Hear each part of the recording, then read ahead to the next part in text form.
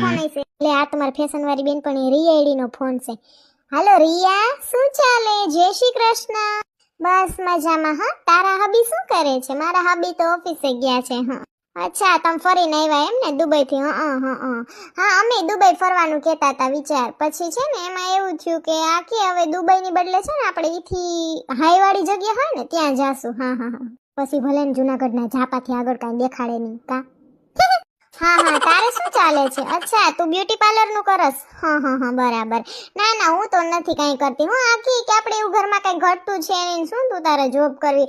એટલે હું તો એને આરામથી કરું છું. એવા શું કોકના કદડા ઉહેડવા. હા, મને તો જરાય ના ગમે. મને કાંઈ આઈબ્રો નથી આવડતો. હું પાર્લર ખોલું.